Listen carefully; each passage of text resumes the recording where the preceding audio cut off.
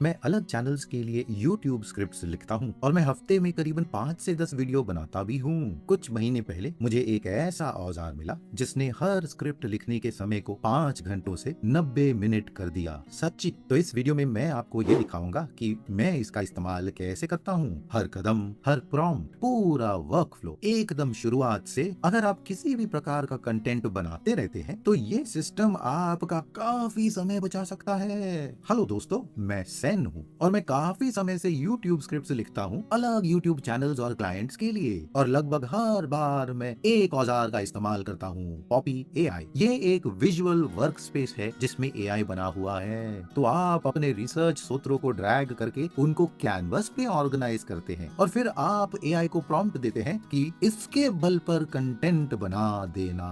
ये chat GPT, Claude, Grok और कई सारे दूसरे LLM मॉडल्स को एक ही साथ चलाता है। ये साल में करीबन $400 पड़ता है और बेस प्लान में मासिक विकल्प नहीं है। तो आपको करीबन 2000 क्रेडिट मिलते हैं महीने के। तो अगर हिसाब लगाएं, अगर आप हफ्ते में 4 या 5 स्क्रिप्ट बनाएंगे तब भी सीमा पार नहीं होगी। इसमें फ्री ट्रायल नहीं है। हाँ, 30 दिनों का पैसा वापस गारंटी जरूर है अगर आप ज्वाइन करेंगे। तो पूरी प्रक्रिया दिखाने से पहले चलिए मैं आपको एक चीज बताना चाहूंगा। ये एक AI आपके लिए सब कुछ लिखेगा तरह का प्रक्रिया नहीं है। तो अगर आप बस AI का आउटपुट कॉपी करके पेस्ट करके पब्लिश करेंगे, आपके दर्शक ये देखकर समझ जाएंगे और वो खोखला सा लगेगा, गहराई बिल्कुल नहीं रहेगी उसमें। तो ये औजार ये करता है कि जो डेड टाइम है आपके प्रक्रिया में उसे निकाल देता है। उदाहरण, जो आप इतना समय बिताते हैं आर्टिकल्स पढ़ने में, नोट्स ऑर्गेनाइज करने में, ब्लैंक पेज देखकर सोचने में, वो सारा समय AI आपके लिए हैंडल कर देता है। तो आप सिर्फ क्रिएटिव निर्णय पर फोकस कर सकते हैं जब कंटेंट बनाने की बात आती है। तो चलिए मैं आपको वो 5 कदम दिखाऊंगा जो मैं लेता हूँ पॉपी AI के अंदर। चलिए शुरू करते हैं। तो सबसे पहले आपको पॉपी AI के अंदर एक ब्लैंक कैनवस खोलना है और ये अभी हाल ही में मैंने बनाया है। मैंने इसे रिसर्च डंप का नाम दिया है। ये मेरा पहला कदम है। तो ये वो जगह है जहाँ आप अपने वीडियो के सारे सूत्र और कंटेंट को खींच के लाकर डाल सकते हैं। भले ही आपके प्रतिस्पर्धियों का वीडियो है या अलग आर्टिकल या सोशल मीडिया पोस्ट उस विषय के बारे में जिसकी आप बात करने वाले हैं, या वो नोट्स या आपके वॉइस नोट्स जब आप कुछ सोच रहे थे, सब यहाँ डाल सकते हैं। पॉपी AI की सबसे अच्छी बात यह है कि जितने भी अलग डेटा के सूत्र हैं जो आप इसमें डालेंगे, पॉपी उन सब का ट्रांसक्रिप्शन बनाती है AI की मदद से। तो आमतौर पर जिन स्क्रिप्ट पर मैं काम करता हूँ, मैं करीबन 2 से 5 अलग कंपेटिटिव वीडियोस डालता हूँ, 2 या 3 अलग वेबसाइट के लिंक्स या दूसरे पोस्ट जिनके बारे में मैं बात करना चाहता हूँ। आपको ध्यान देना है कि जो सूत्र आप वहाँ डाल रहे हैं वो हाई क्वालिटी के हैं, क्योंकि उसी के बल पे आपके आउटपुट का क्वालिटी निर्भर है और वैसा ही स्क्रिप्ट आपको पॉपी बनाकर देगा। एक चीज जो मुझे करना अच्छा लगता है कि टेक्स्ट के बॉक्स बनाओ जहाँ मैं एक्स्ट्रा नोट्स या जानकारी डाल सकता हूँ जो मेरे मन में है, या कभी अगर मैं नोटबुक LM या परप्लेक्सिटी या दूसरा रिसर्च औजार इस्तेमाल कर रहा हूँ, मैं उसका आउटपुट कॉपी पेस्ट करता हूँ इस विजुअल बोर्ड पर। तो एक बार सब कुछ कैनवस पर ऑर्गेनाइज हो गया है अलग गुटों के अंदर, तो हम आगे बढ़ सकते हैं। आमतौर पर कंपेटिटिव रेफरेंसेस का एक गुट होता है, एक गुट उस डेटा का या उस इनसाइट का जिसके बल पर मैं कंटेंट बना रहा हूँ, और एक और गुट जो मेरे स्वर या ब्रांड के आवाज का DNA हो।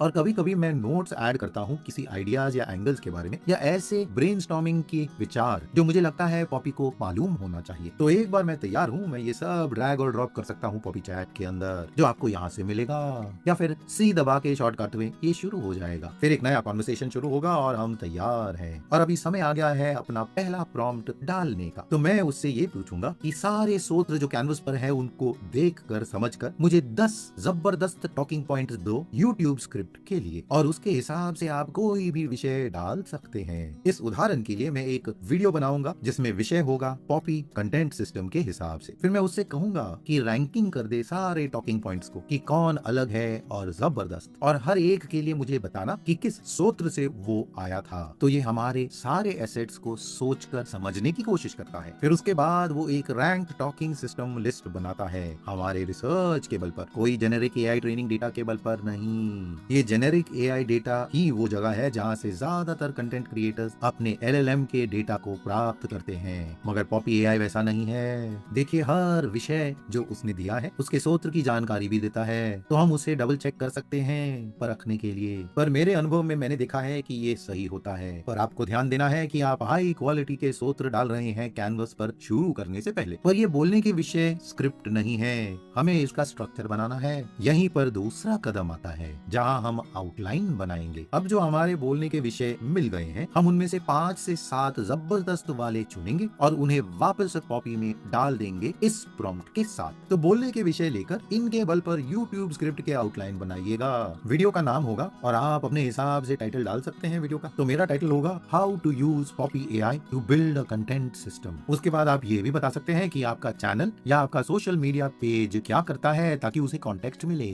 उसके अलावा आप अपने दर्शकों के बारे में जानकारी डाल सकते हैं कि आप किन को वीडियो टारगेट कर रहे हैं। फिर आप अपने स्ट्रक्चर को समझा सकते हैं कि वीडियो कैसा होना चाहिए। इन सारे कॉन्टेक्स्ट के बल पर पॉपी का जवाब और आउटपुट आपके लिए बेहतरीन बन जाएगा। एक और जबरदस्त चीज पॉपी की ये है कि वो आपको अलग LLM मॉडल्स का एक्सेस देती है। तो जब स्क्रिप्ट राइटिंग की बात आती है, मुझे क्लॉड ओपस सबसे अच्छा मॉडल लगता है। इसकी तुलना में दूसरों का स्वर इतना अच्छा नहीं रहता।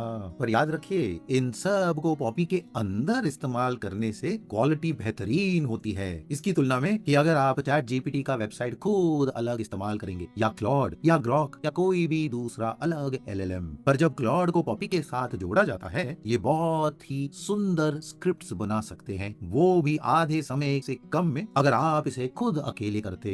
तो अब जो हम तैयार हैं, देखते हैं वो क्या कर रहा है। पॉपी आपको अलग बोलने के पॉइंट्स देता है और स्क्रिप्ट्स भी, जिसके बल पर आप चुनाव करके अलग कर सकते हैं। तो कभी कभी आपको और ज्यादा प्रॉम्प्ट्स डालने की आवश्यकता ही नहीं पड़ती है, बस क्लिक कीजिए और वो आपके लिए स्क्रिप्ट्स लिखना शुरू कर देता है। मगर सरलता के लिए मैं अलग प्रॉम्प्ट्स पेस्ट करूंगा जो मैंने बनाए थे। मैं सारे प्रॉम्प्ट्स नीचे जानकारी में आपके लिए छोड़ दूंगा ताकि आप उन्हें खुद इस्तेमाल करके समझ सके। तो अब जो आउटलाइन जबरदस्त है, हमें अभी भी वो 4 शब्दों की आवश्यकता है जो हमारे YouTube स्क्रिप्ट को पूरा करेंगे। तो पहला ड्राफ्ट लिखना तीसरा कदम है। इसी से तो पॉपी हमारे लिए इतना समय बचाता है। पहले मुझे खाली पन्ने पे घूर घूर के शुरुआत से लिखना पड़ता था, मगर पॉपी के साथ पहला ड्राफ्ट और हर सेक्शन पहले से आउटलाइन है, तो शुरुआत करना कितना आसान और तेज हो जाता है। फिर मैं उसे प्रॉम्प्ट देता हूँ कि पूरा स्क्रिप्ट लिखो सेक्शन बाय सेक्शन, ऊपर के आउटलाइन के अनुसार, मेरे कॉन्वर्सेशनल स्वर पे ध्यान रखते हुए, जैसे कि मैं दोस्त से बात कर रहा हूँ, ऑफिस के प्रेजेंटेशन की तरह नहीं।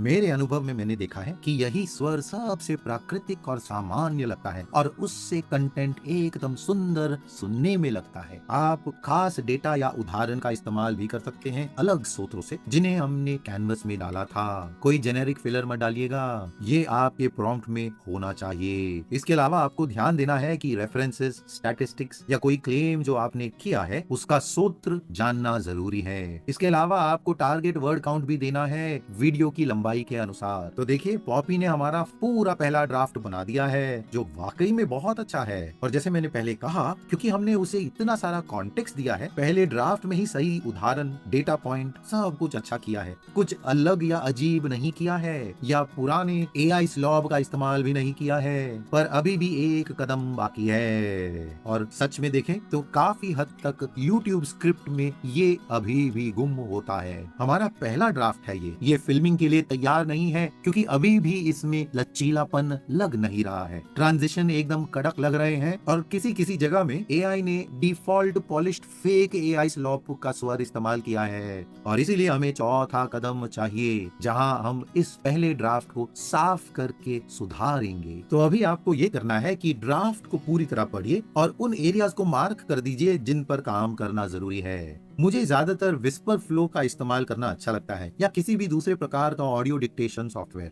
मुझे बहुत अच्छा लगता है कि मैं बोलकर अपने वॉइस नोट्स बना सकूं, फिर उसे ट्रांसक्राइब करके उसे पॉपी AI के अंदर पेस्ट कर देते हैं इस प्रॉम्प्ट के साथ। प्रॉम्प्ट का पहला पैराग्राफ पूरे स्क्रिप्ट को साफ करता है ताकि सब कुछ सामान्य और प्राकृतिक सुनाई दे। प्रॉम्प्ट के दूसरे पैराग्राफ में ये लिखा है कि वो AI के सामान्य भाषा को इकट्ठा करके निकाल दे। मैंने कुछ उदाहरण दिए हैं AI के भाषा का जिसे हमें निकाल के बाहर फेंकना है। ये बहुत आवश्यक है क्योंकि अगर आप कंटेंट देखते हैं तो कोई भी AI जनरेटेड स्क्रिप्ट स्क्रिप्ट में कई ऐसे शब्द हैं जो हद से ज्यादा पॉलिश्ड लगते हैं और एकदम फेक जब हम उनका इस्तेमाल करते हैं। तो फिल्मिंग से पहले ही उनको पकड़ना आवश्यक है ताकि आप कैमरा पर रोबोट की तरह ना लगे। एक और चीज जो मैं अभी करने की कोशिश करता हूँ कि जितने भी स्टैटिस्टिक्स या पैसे का क्लेम है उनको चेक करना। मैंने इसे परप्लेक्सिटी के साथ भी चेक किया है ताकि सूत्र यूआरएल समझ सके। अगर आपको कोई भी डायरेक्ट लिंक्स या हाइपर लिंक्स मिलते नहीं है जो स्क्रिप्ट में है तो वो पूरी तरह निकाल दीजिए,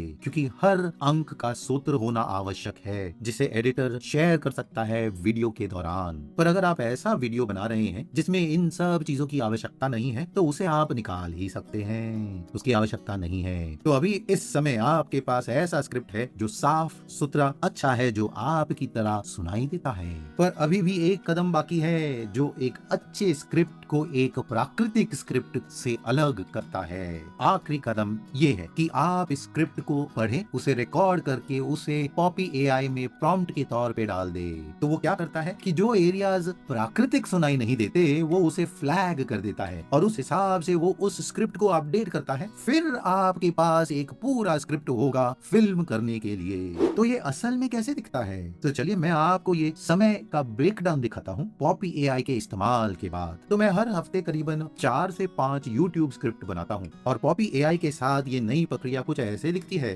तो पहले मैं अपना पूरा रिसर्च पॉपी में डाल देता हूँ जो करीबन 10 से 20 मिनट लगते हैं करने के लिए। फिर मैं पॉपी एआई से स्क्रिप्ट का आउटलाइन बनाने को कहता हूँ। तो ये लेन देन और थोड़ा बहुत एडिटिंग करीबन 15 मिनट लेता है। एक बार सब कुछ तैयार है तो पहला ड्राफ्ट मिल जाता है और क्योंकि मैंने वो कदम पहले ही लिए थे तो हमारे पास एक अच्छे क्वालिटी का कंटेंट और सूत्र मिल गया है। पहला ड्राफ्ट करीबन 80 से 90% पूरा है। फिर मैं उसे रिफाइन करके एडिट कर देता हूँ, उसमें थोड़े बहुत बदलाव करता हूँ और पूरा फैक्ट चेक करता हूँ जो करीबन 20 से 30 मिनट और लेते हैं। फिर मैं इसे जोर से पढ़ता हूँ इसे परखने के लिए। उसके अलावा फाइनल पॉलिशिंग करना पड़ता है जो करीबन और 15 मिनट लेता है। तो सच में शुरुआत से शुरू करके पूरे स्क्रिप्ट पाने तक मुझे करीबन 1 से 1.5 घंटा ही लगता है अभी। मगर यहाँ सबसे बड़ी जीत समय नहीं है, वो कंसिस्टेंसी है। तो अभी ऐसा कोई भी दिन नहीं है जहाँ मेरी लिखावट खराब है, क्योंकि सिस्टम पूरे स्ट्रक्चर को साथ रखता है। मैं सिर्फ क्रिएटिव निर्णय और क्रिएटिव कॉल लेता हूँ। मुझे ऐसे लगता है मेरे साथ एक जूनियर राइटिंग टीम जुड़ गया है जिन्हें मैं मैनेज करके रास्ता दिखाता हूँ। और मेरे लिए ये अच्छा है क्योंकि मैं कई सारे स्क्रिप्ट्स बनाता रहता हूँ। अगर मैं महीने में एक ही स्क्रिप्ट बनाता हूँ तब पॉपी का ROI मूल्यवान नहीं बनेगा। फर्क तभी पता चलता है जब आप कई सारा कंटेंट हफ्ते में बनाएंगे। और अगर आपके पास ऐसा सिस्टम है तो आप हर बार शुरुआत से शुरू नहीं कर रहे हैं। तो अगर आप पॉपी एआई पर रखना चाहते हैं तो मैंने नीचे जानकारी में आपके लिए एक लिंक छोड़ा है। आप कोड